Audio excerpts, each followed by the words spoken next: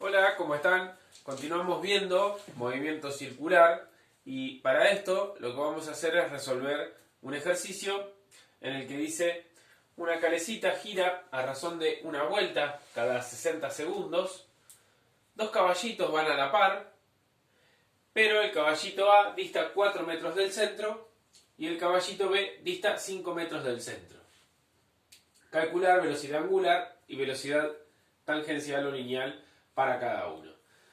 Aquí tenemos un esquema de cómo sería la calecita vista de arriba, el caballito A y el caballito B. El radio del caballito A es de 4 metros respecto del centro y del caballito B es de 5 metros.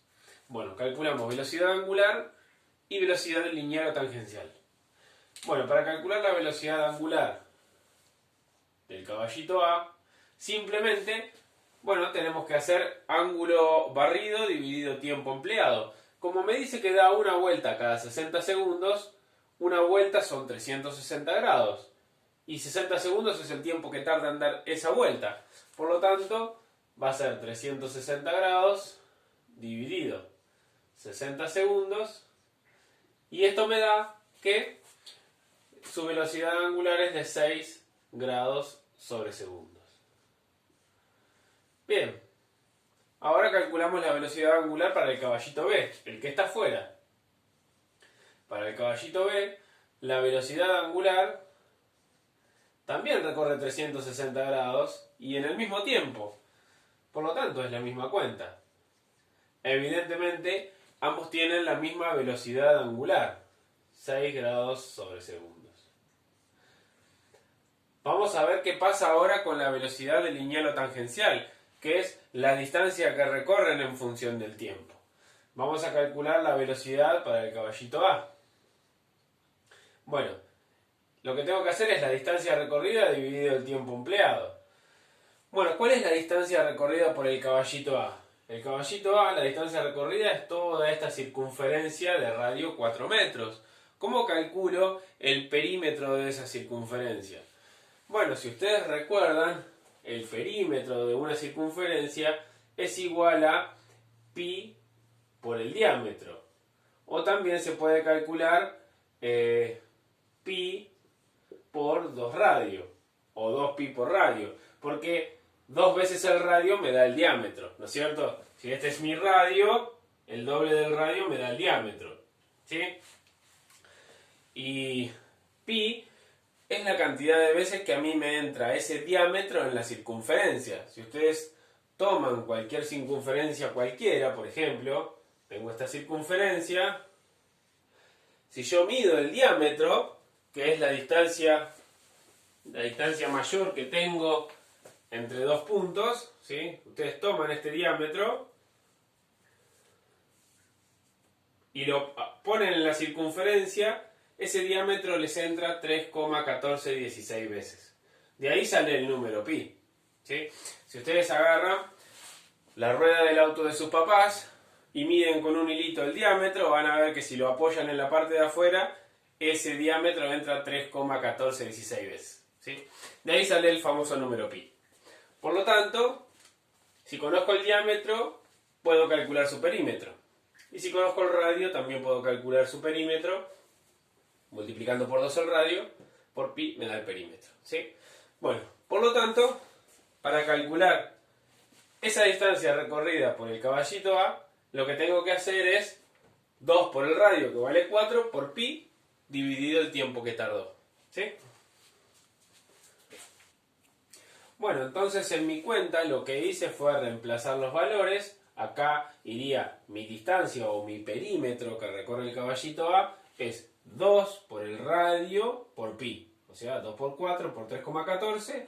Eso me da el perímetro que recorre el caballito A, por lo tanto la distancia que recorre el caballito A, dividido el tiempo que tardó. Y si hago esta cuenta me da 0,42 metros sobre segundos. Esta es la velocidad lineal o tangencial con la que se desplaza el caballito A. ¿Sí? La distancia que recorre en función del tiempo. Para el caballito B tengo que hacer el mismo cálculo. Simplemente lo que cambia es que el caballito B tiene un radio mayor. Por lo tanto, el perímetro que recorre es mayor. Ese perímetro o distancia que recorre el caballito B va a ser 2 por el radio, que es 5 metros, por pi.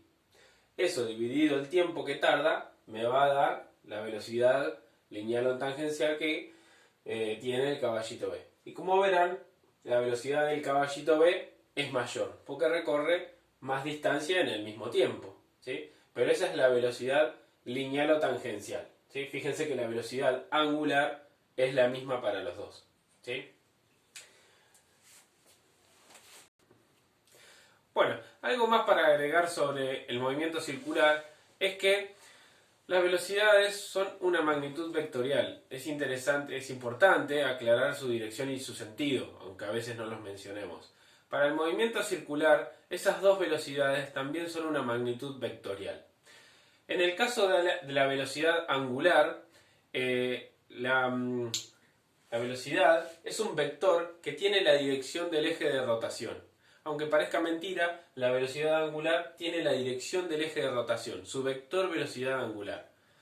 Y una forma de darse cuenta de ello es que hay algo que se llama principio de inercia, que es que todo cuerpo que se mueve tiende a mantener constante su vector velocidad, es decir, su dirección, su sentido y su medida. Y cuando nosotros tenemos un cuerpo que gira, tiende a mantener su eje de rotación. Por ejemplo, acá tengo un trompo casero que armé, ¿sí? Y fíjense en que si yo lo dejo quieto, el trompo se cae, ¿sí? No se queda paradito. Pero si lo pongo a girar, fíjense en cómo se mantiene. Bueno, más o menos. ¿Por qué cuando está en movimiento se mantiene? Porque cuando está girando aparece el vector velocidad angular que tiende a mantener el eje de rotación. Lo mismo pasa que cuando nosotros vamos en bicicleta. Si estamos parados, nos caemos para el costado.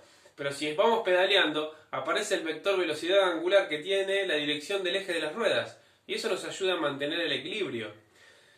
Otro ejemplo muy claro es, por ejemplo, aquellos que juegan al rugby van a ver que si la pelota la tiran girando, la pelota va con dirección. Pero si la tiran sin girar, la pelota va para cualquier lado. Es porque al girar aparece el vector velocidad angular que lo ayuda a mantener constante ese vector. Otro ejemplo muy claro es, por ejemplo, las armas, los rifles que disparan balas, van a ver que en el cañón tiene estrías y eso es para que la bala salga girando y aparezca el vector velocidad angular y esa bala la hace mucho más precisa. Ese vector velocidad angular también tiene que ver con otra magnitud que se llama momento angular, que también tiene la dirección del eje de rotación.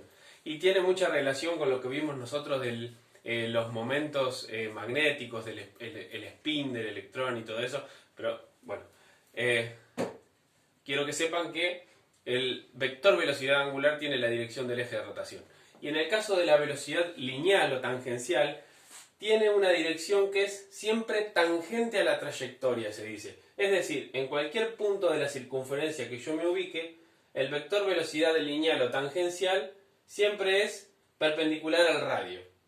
Y esa velocidad es la que, por ejemplo, si yo tengo un cuerpo que está girando como este hilo, en el momento que yo lo suelte, va a continuar con la velocidad que tiene en forma lineal o tangencial. Es decir, va a salir direccionado hacia la tangente en el punto donde yo lo suelte. Si yo lo suelto acá, va a salir para allá. Si yo lo suelto acá, va a salir para arriba, ¿sí? Esa es la velocidad lineal o tangencial. A ver si la podemos ver.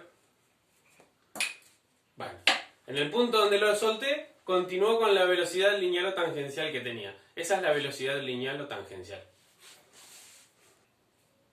Bueno, si bien no vamos a calcular vectorialmente tanto la velocidad angular y velocidad lineal, quería que conocieran las diferencias. Y bueno, vamos a continuar en el próximo video viendo movimiento circular.